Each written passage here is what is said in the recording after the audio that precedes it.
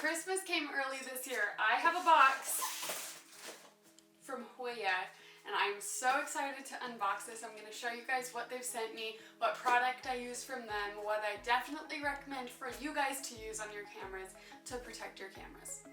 If you have a camera, you need to have the product that is in this box. I'm going to unbox this and show you exactly what it is, but first I have to tell you, I am so excited to be the newest ambassador for Hoya. This company is amazing. I use their products on every lens that I use, and I'm going to show you why you need to use this as well to protect your camera. But now, let's get started and let's open it. There's a lot of tape on this.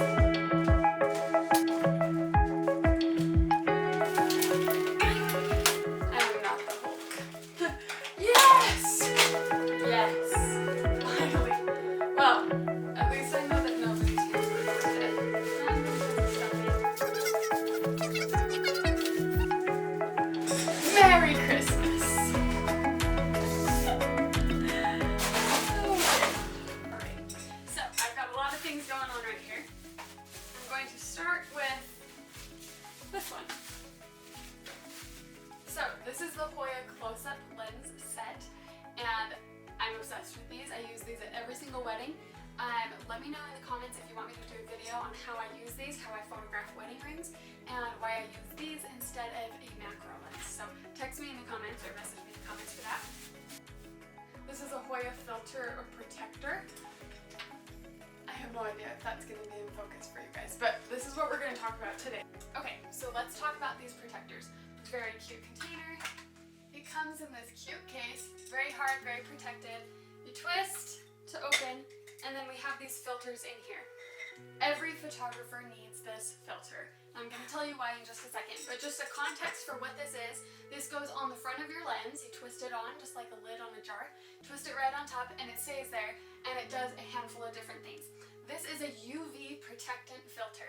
Back in the days of film, UV light would hit the lens of the camera going towards the film and record incorrectly on the film. So people would put UV filters on the front of their cameras to basically color correct the light that was coming in so that the light would come through the filter correctly so it would record on the film the right way. Nowadays on our digital cameras we don't really need to do that with the UV light. However, this does protect any extra UV light that is not correcting with the lens so that your film or your sensor in your camera can record reality correctly, or at least the way that you set your camera settings to.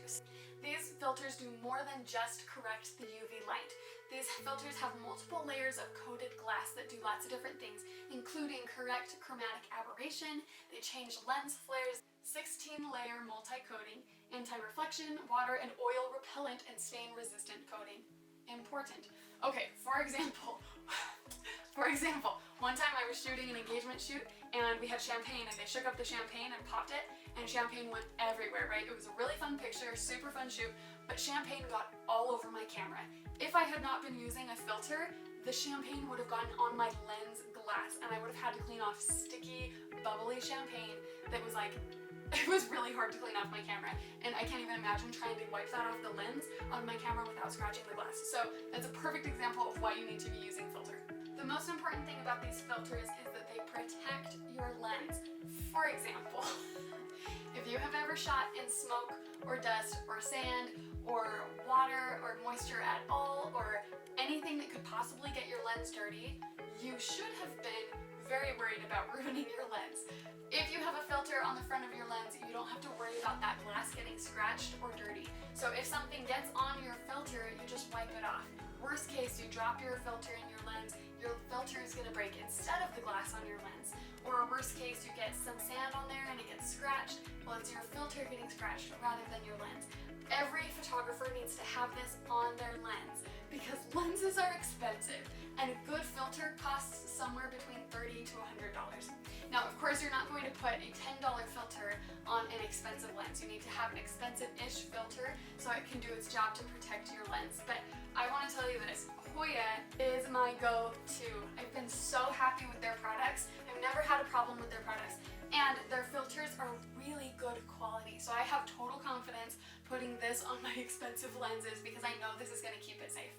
Now, a quick note before you buy a filter, something you need to know is the sizing. If you have a 50mm lens lens, you're not going to buy a 50mm filter. For whatever reason, because of sizing and diameter in millimeters, you're going to buy a 58mm filter. And there is a chart for that size correlation there. Message me if you have questions, but be aware of that when you order a filter, because if you are not aware of that, you're going to end up with a filter that is not the right size for your camera, which I did, and Hoya was really nice to work with me and get me the right size.